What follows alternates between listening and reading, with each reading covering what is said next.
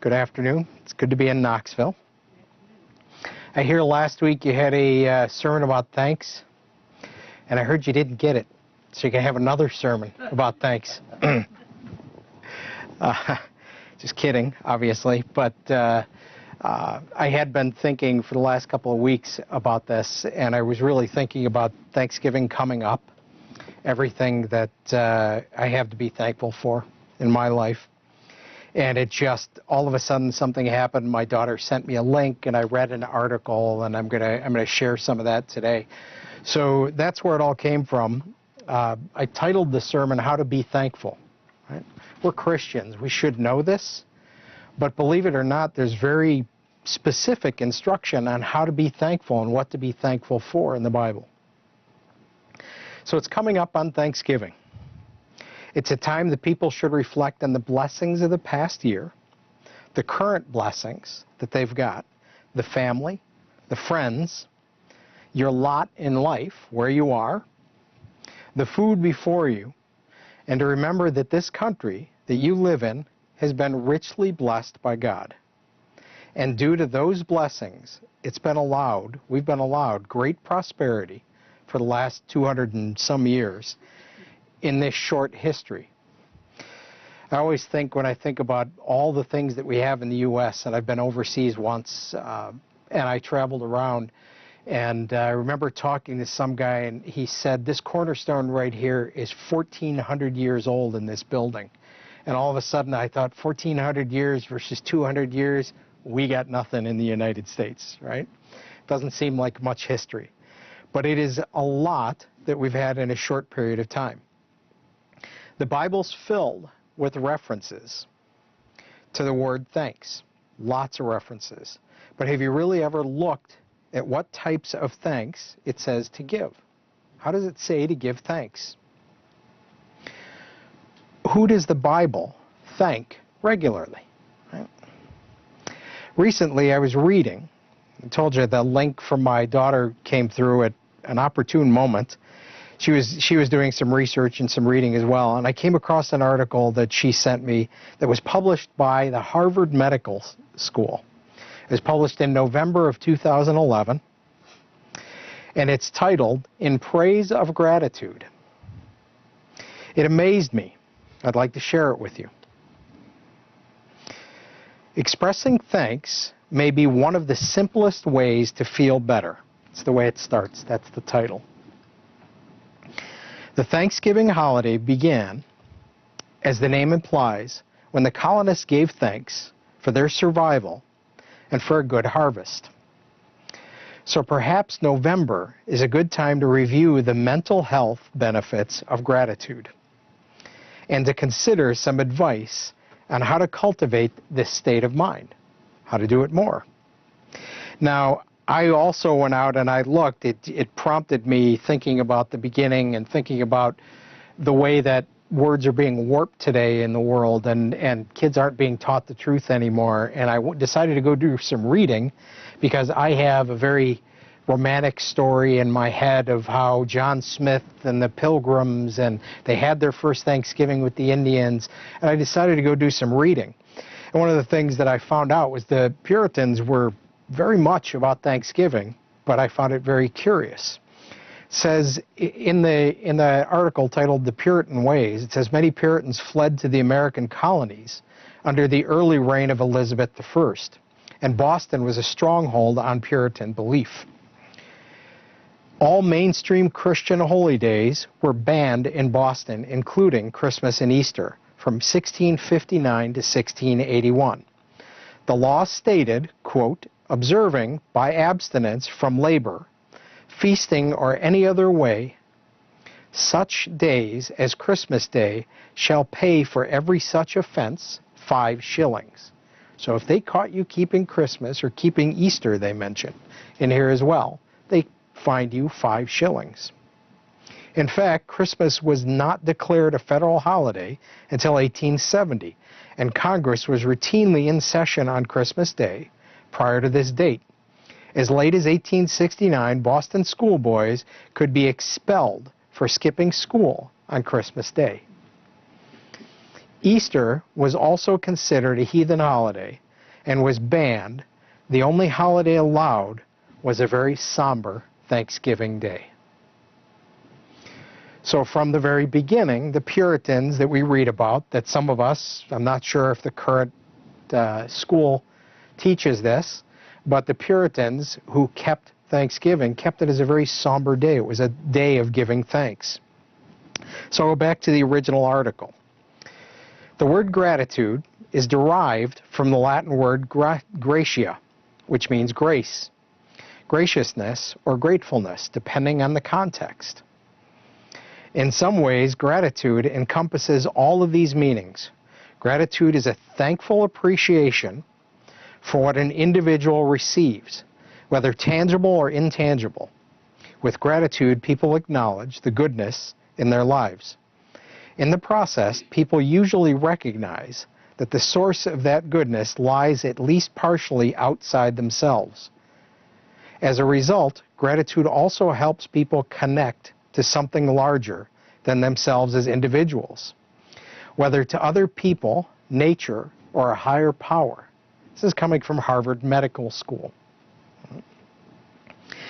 In positive psychology research, gratitude is strongly and consistently associated with greater happiness.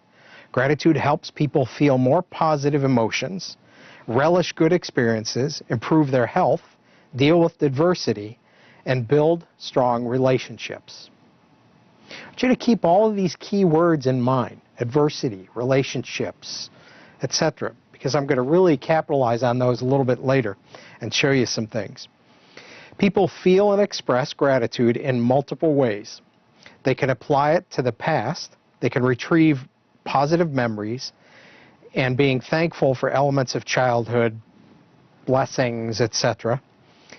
The present, not taking good, and they call it fortune, right? I'll read it as it is so I don't corrupt what they wrote, not taking good fortune for granted as it comes. And the future, maintaining a hopeful and optimistic attitude, regardless of the inherent current level of someone's gratitude. It's a quality that individuals can successfully cultivate further. So thanks, giving thanks, is something that an individual can successfully cultivate further. They can be more thankful over time if they cultivate it. Now, the background research, there's two psychologists, and their names are listed here, the University of California and the University of Miami. First one was surprising to me based on the results. Have done much of the research on gratitude. In one study, they asked all participants to write a few sentences each week focusing on particular topics. Now, this is very interesting here. One group wrote about things that they were grateful for that had occurred during the week. A second group wrote about daily irritations or things that had displeased them. And the third wrote about events that had affected them with no emphasis on their being positive or negative. After 10 weeks, those who wrote about gratitude were more optimistic, felt better about their lives. Surprisingly, they also exercised more and had fewer visits to physicians than those who focused on sources of aggravation. So physically, there's a difference. Another leading researcher, his name is listed here, a psychologist at the University of Pennsylvania, tested the impact of various positive psychology interventions on 411 people, each compared with a control assignment of writing about early memories. When their week's assignment was to write and personally deliver a letter of gratitude to someone who had never been properly thanked for his or her kindness, participants immediately exhibited a huge increase in happiness scores. This impact was greater than that from any other intervention, with benefits lasting for a month. Giving thanks, the results, the benefits from it lasts for over a month. Of course, studies such as this one cannot prove cause and effect, but most of the studies published on the topic support an association between gratitude and an individual's well-being. Just a few more paragraphs here. Other studies have looked at how gratitude can improve relationships. For example, a study of couples found that individuals who took the time to express gratitude for their partner not only felt more positive towards the other person, but also felt more comfortable expressing concerns in their relationship. There's starting to be something big about this. Managers who say thank you to people and they remember that may find that those employees feel motivated to work harder. There's more to that paragraph. I can get you a copy if you'd like to read it. There are some notable exceptions, general positive results. There's more to that. They have to be focused on it. Now, the bottom of the article says there are ways to cultivate gratitude. And it says here, gratitude is a way for people to appreciate what they have instead of always reaching for something new in the hopes it will make them happier. Or thinking that they can't feel satisfied until every physical and material need is met. Gratitude helps people refocus on what they have instead of what they lack. And although it may feel contrived at first, this mental state grows stronger with use and practice. There are 6 ways to cultivate gratitude on a regular basis. Now, you don't have to write these down because I'm going to go through them a little bit later. But the first one is first thing that you might do is write a thank you note, right? You can make yourself happier and nurture your relationship with another person by writing a thank you letter expressing your enjoyment and appreciation of that person's impact on your life. The second is thank someone mentally. If you can't write them or you don't want to write it down, think about it. Think about how grateful you are. Thank them mentally for that person. Keep a gratitude journal. Make it a habit to write down or share with a loved one thoughts about the gifts you've received each day. Count your blessings. I'm starting to see a pattern here. Pick a time every week to sit down and write about your blessings. Write about them, reflecting on what went right or what you're grateful for. Sometimes it helps to pick a number. Find 3 that will help you identify each week. Pray. And I get a kick out of here's where you can tell they're medical researchers. People who are religious can use prayer to cultivate gratitude. That's all they said. Everything else is a big long paragraph, 2 pages of studies, references. People who are religious can use prayer to cultivate gratitude. And the 6th one is meditate. It says mindfulness meditation involves focusing on the present moment without judgment. Although people often focus on a word or phrase, peace, love, joy, and they focus on that in meditation. It is also possible to focus on what you're grateful for. The warmth of the sun, a pleasant sound, your favorite song. Interesting research. That's it for the article. Right? Very interesting research. Because as I read every single one of those, they all had meaning to us as Christians that was much deeper than us as individuals, as people. Right?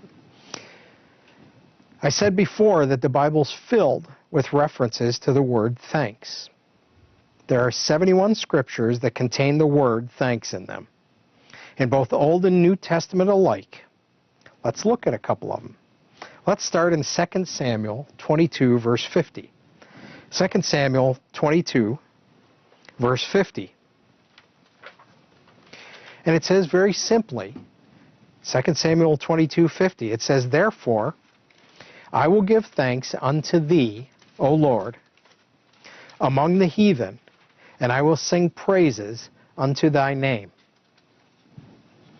Now I sat back and I thought about this phrase. It doesn't say, therefore I will give thanks unto thee, O Lord, to the heathen, and I will sing praises unto thy name. It says among the heathen. It's a very careful word. It's a careful word choice. Among the heathen. While I am among the heathen, I will give thanks unto thee, O Lord. So Samuel committed to giving thanks to God, even among the heathen he was surrounded by. Sounds like a familiar situation, right? A very, very familiar situation to every Christian that's probably lived throughout the ages, every true Christian. Right? Who did David give thanks to? I was really nervous. Mr. Trent in the sermonette was going through all the David's follies, and he missed this one. Who did David give thanks to? What was he grateful for? Do you think that King David ever said, quote, God, I want to thank you for that new chariot. Man, the gold plating on the rims is just perfect. Oh, the soft padding around the rails is so exquisite. I like the way the stitching is done. It's beautiful. The size of the carrying bucket and the height of the wall in the front is going to make sure that I don't fall out, even on the bumpiest of roads. The way the horse hook is fashioned at the perfect height to keep me from bottoming out on those rough roads or in the fields and battle. Oh, I really appreciate that, God, and it rolls so freely on the new wheels that I get much better distance, better mileage with less horsepower. I know I'm being funny there, right? I can't find that anywhere. In all of David's thanks, I can't find him being thankful for things. He thanks the Lord for his blessings. He thanks the Lord for a lot of things, but he doesn't thank for his things. He thanks for his blessings, for the continued mercies that God puts on him, for the patience that he has with his follies. I can find an example, however, where David forgot something very, very important, where for a moment his carnal human nature trumped something critical to giving thanks. First, I always look at that. I want to say Corinthians. 1 Chronicles 21. You don't have to turn there. But in 1 Chronicles 21, it might be something you take with you. It details where David numbered the troops. Was it because of doubt that he might not have enough men to accomplish the next task? We've looked at this before, and we've thought about it. Oh, he just did what was in complete violation of what God told him to do. He was being rebellious, because the first phrase there, the first scripture says he did something that David, or he was motivated by Satan. He was influenced by Satan. All right?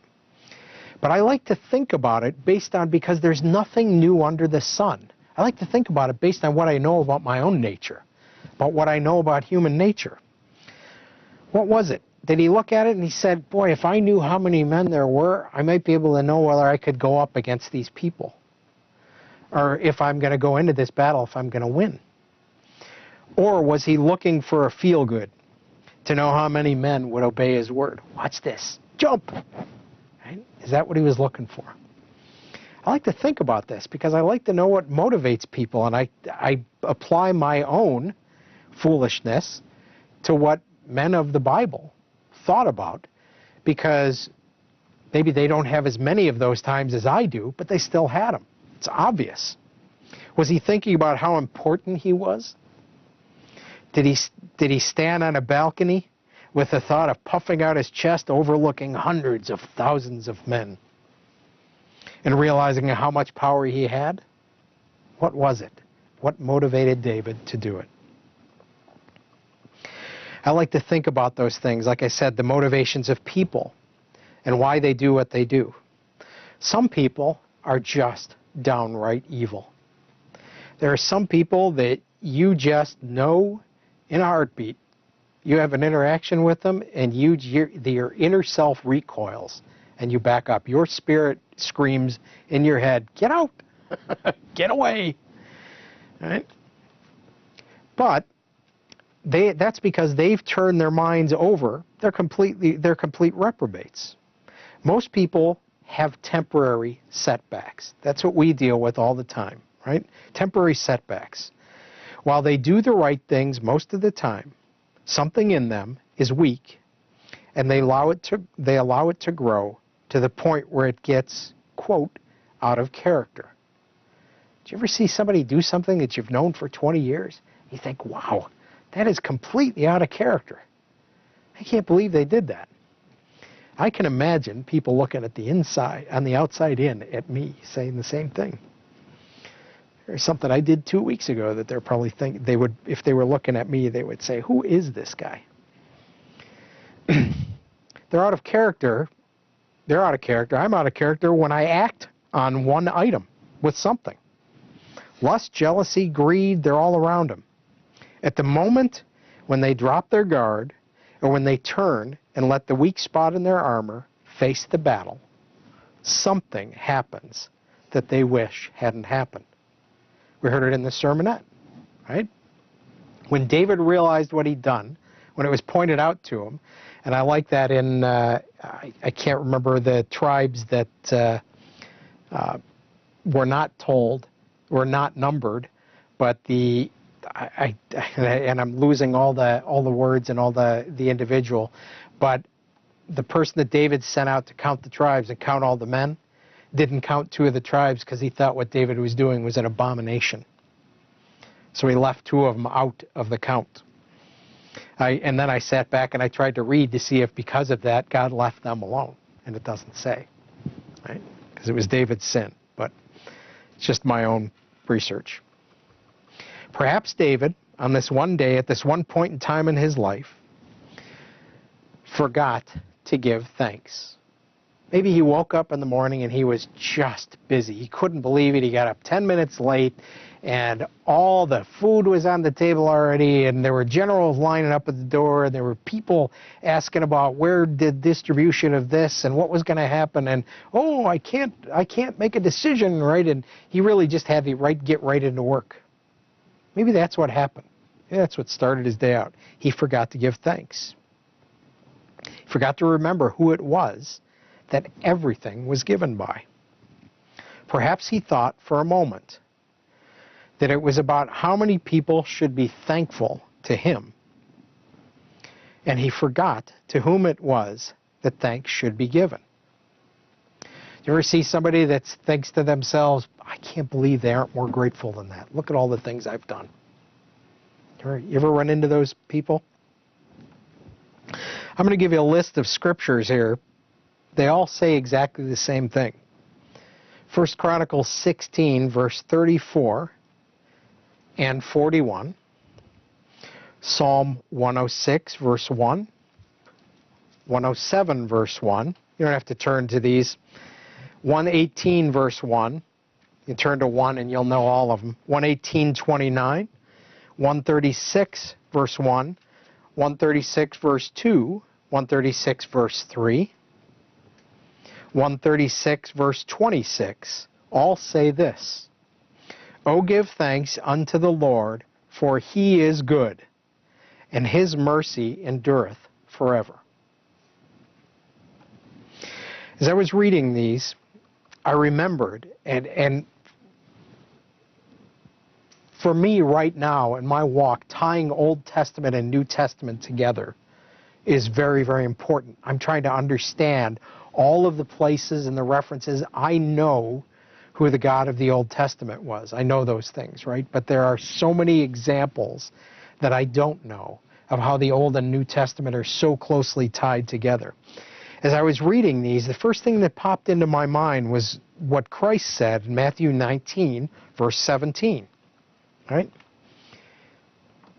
It says, Matthew 19, verse 17, it says, "And he said unto him, Why callest thou me good? There is none good but one, that is God. But if thou wilt enter into life, keep the commandments." So there's only one that's good. And lots of times in the Old Testament, it says, "Oh, give thanks unto the Lord, for he is good." Just another tie. I know it's one of those things. It's amazing to me. It may not be to you. But it's another one of those ties. Christ knew the Old Testament. He wrote it. He inspired it to be written, right? And he knew that. But the tie between the two is so close that it can't be separated. The reason that popped into my head as I was reading it is we had the Jehovah's Witnesses show up this week. And they had, I saw them later on in the day, and they had a set of scriptures with them about that thick. And I knew it was the New Testament. Right? I remember being approached as I was putting air in my tires many years ago. I just come new into the church and I was learning things all over the place. And two ladies, we'll just put it at that. Two ladies dressed typically as the Jehovah's Witnesses do, came up to me and said, "Do you know the Lord?" And I'm crouched over, bent over, putting air in my tires. It's freezing cold outside. It's about 28 degrees outside as I remember it. My hands are cold, and I stood up and I said, "Yes, I do." And I went back down and did it again, and they said, "Oh, we're so grateful. Praise God."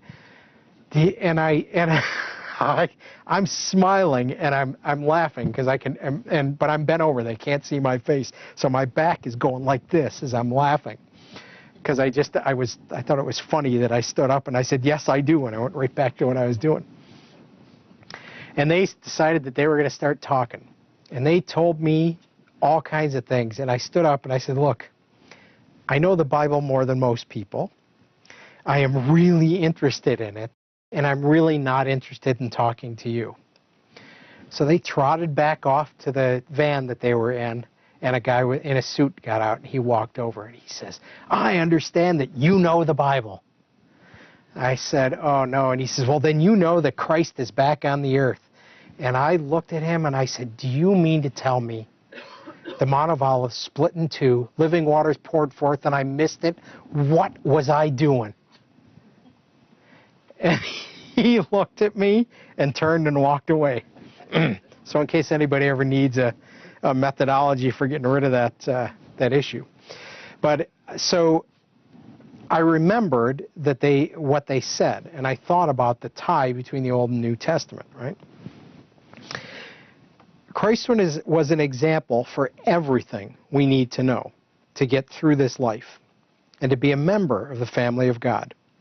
His every action tells us something obvious at some point in our Christian walk. And it also has a dual meaning. It had a meaning at the moment that it happened, but Christ was not a man of multiple words, of many words. He was a man of very specific words. His words had reason. For those that are not converted, for those that haven't accepted the Holy Spirit, been baptized, had hands laid on them, they see Christ's words as one meaning.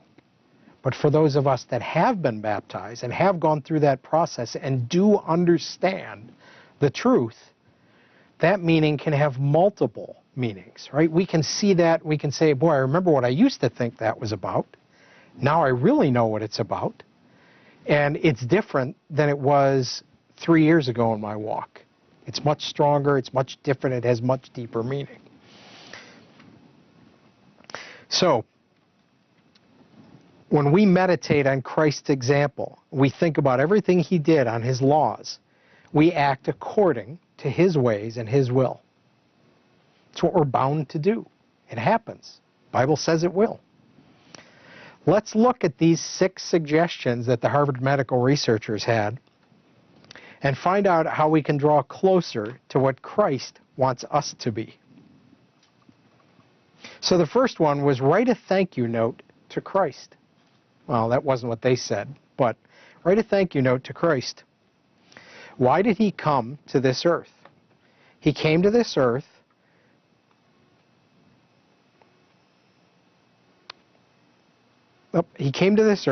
sorry, lost my place. He came to this earth to give you a chance at the membership deal of a lifetime.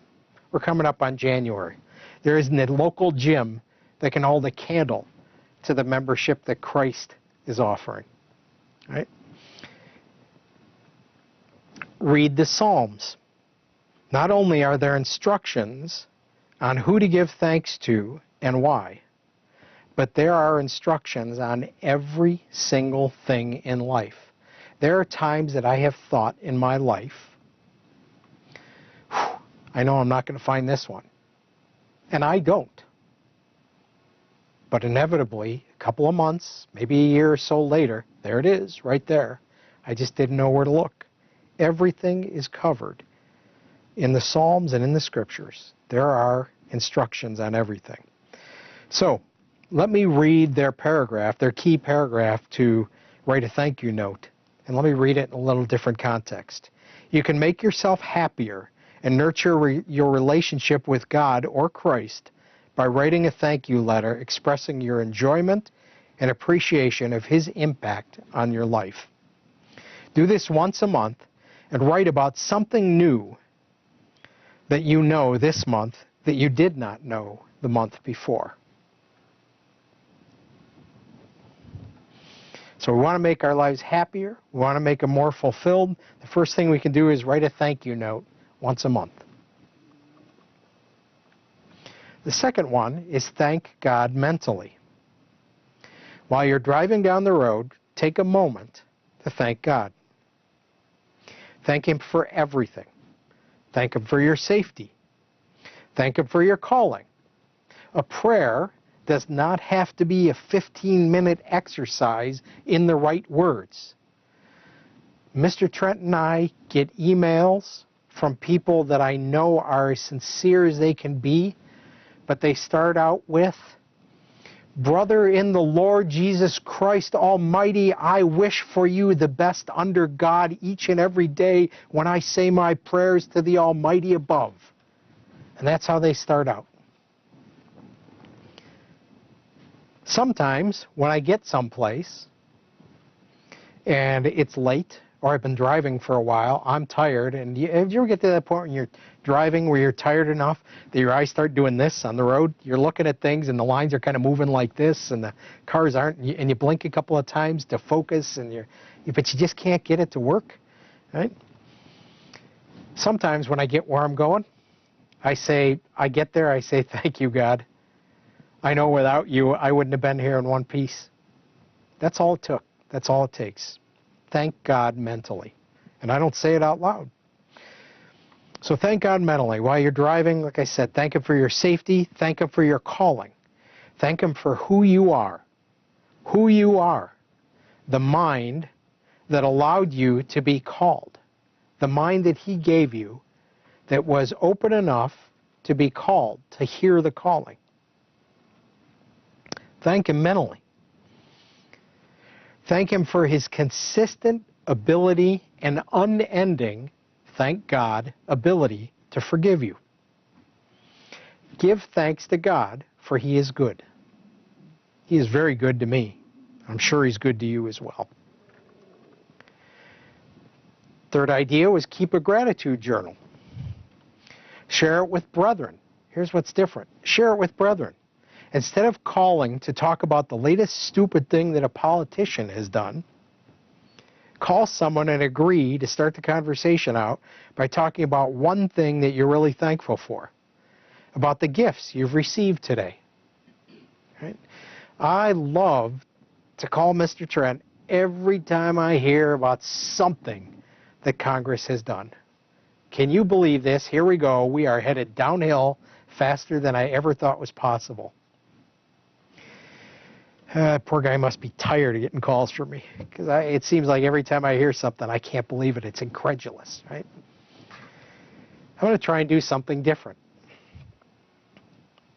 If I'm going to call him, I'm going to say something to him like, "I cannot believe that I get to live in a country where they can report on this."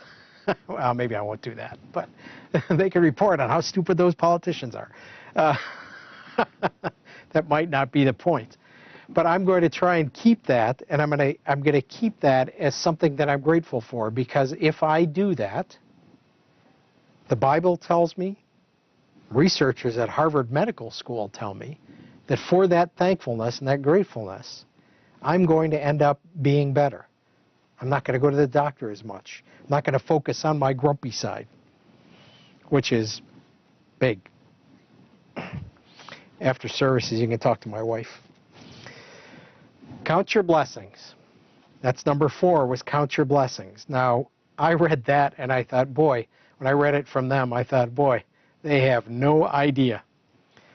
But they did say this right. Pick a time every week to sit down and to write about your blessings, reflecting on what went right or what you're grateful for. Sometimes it helps to pick a number, such as 3 to 5 things, that you will identify each week. As you write, be specific and think about the sensations you felt when something good happened to you. Right?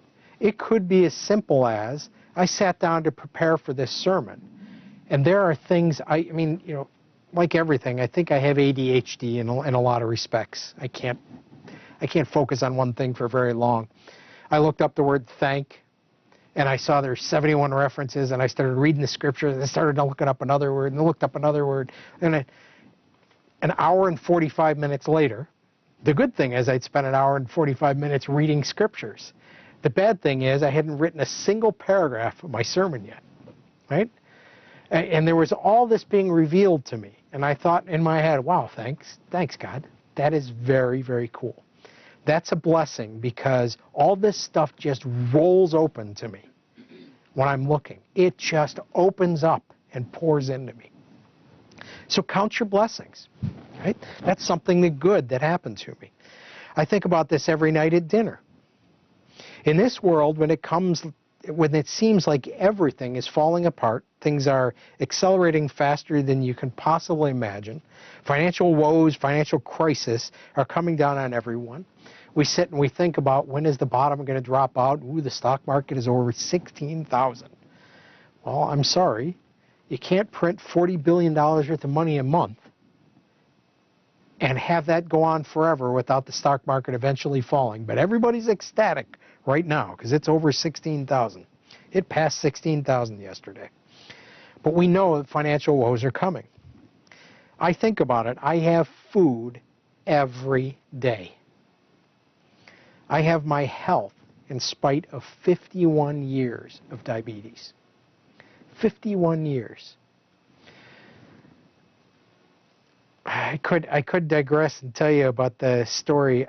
I keep trying to find a dietitian, and I'll tell you a little bit about it. Keep trying to find a dietitian, and I realized that after I was working on this sermon that as much as I'm trying to find a dietitian, it's making me crazy because the first thing they do is pull out plastic pieces of food and they say, okay, now that you're a new diabetic. And I say, no, I'm not a new diabetic. 50 years I've been a diabetic. I don't need education on what diabetes is. I need you to help me with, you know, how does all this interact? What's the weight? How do I lose weight? Right? All these things. Well, I'm going to try and turn that around because after all these people I've met with and all these people I've talked to, I have to start thinking and being grateful about the fact that in spite of not being able to find a dietitian that I can talk to, I'm still healthy. That's the point. I'm still healthy. I don't bend the way that I used to. When I bend over, I decide to try and get as much done as I possibly can because it might not happen again for a while. As long as I'm down there, I might as well get as much over as I possibly can. But I need to give thanks. We need to give thanks. So every day, you have to think about it. How many blessings do you have? Do you know? Can you count them? Remember the song, Count Your Many Blessings? Right? Sorry, just put that in your head. It's going to go over and over again now. Right?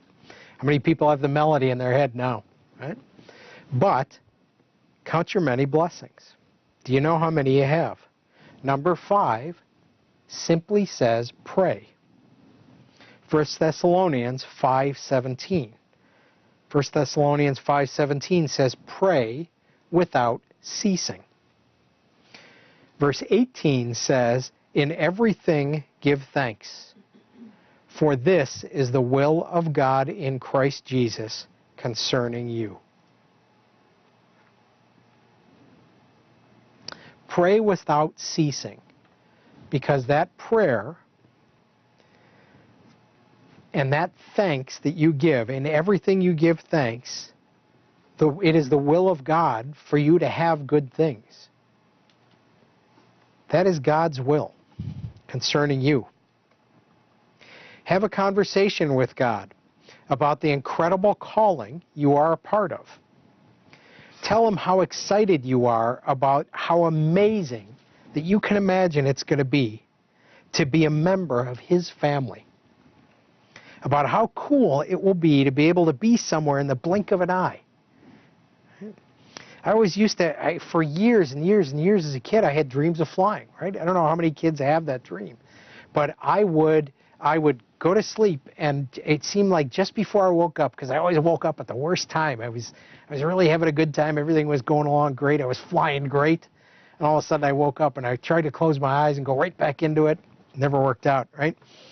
But I think about how incredible it felt in my dreams to fly, and I think about that as that's what it's going to be like. It's got to be that exhilarating, right? Maybe not, because I don't know what it's like to be a spirit being. But in the blink of an eye, you can help someone better understand the right way of life. About how amazing it will be to call Christ your brother. Pick up the phone, give him a jingle, and go to a family reunion. What is a family reunion going to look like? Imagine the people that'll be there, right?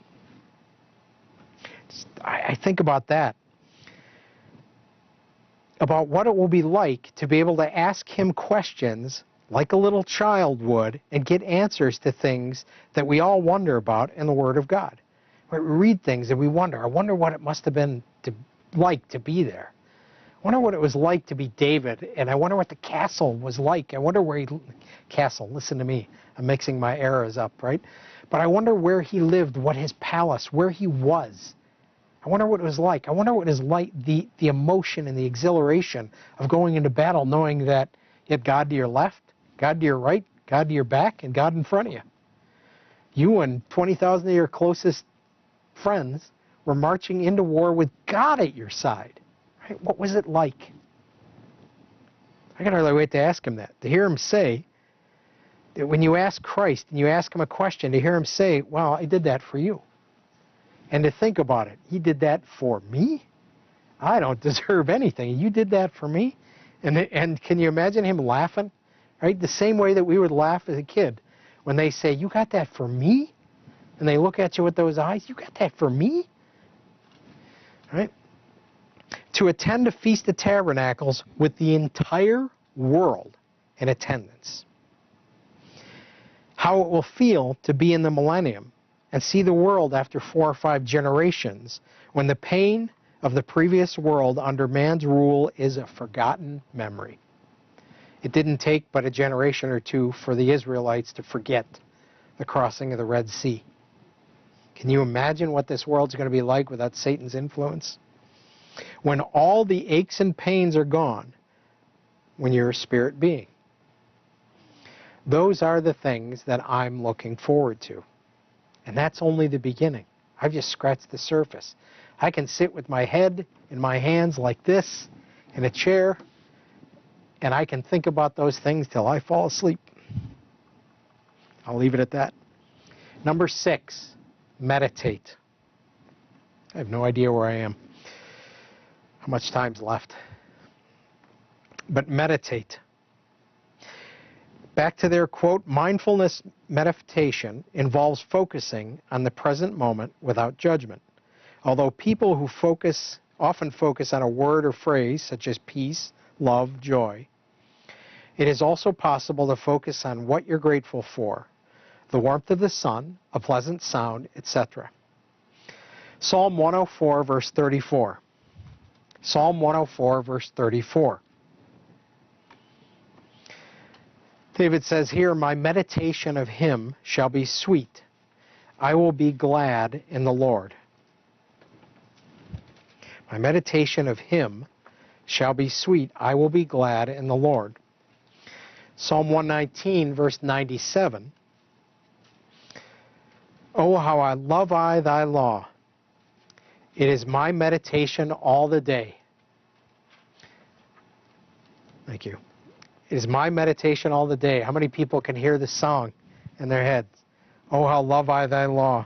It is always with me. It is my meditation all the day in my thoughts. Psalm 119, verse 99. I have more understanding than all my teachers, for thy testimonies are my meditation. What are testimonies? They're God's writings. Meditate on the things you are thankful for. Meditate on the amazingness of the fact that God gives you these blessings of His own free will, His unending mercy, and will bless you more abundantly than those around you in the world because you accepted His calling. All these things have something in common. You've heard sermons about agape love, about the outgoing love, real love that God gives. The type from God that is all about giving and not receiving. Right? Love isn't measured from God about how much you get. It's about how much you can give. It's your outgoing. In the same way, thanks are all about giving thanks. We're coming up on Thanksgiving. I started out that way. We are giving thanks, not getting them. We're getting blessings, but we're not getting thanks. We're giving thanks to God where it belongs. A true Christian knows how to give thanks.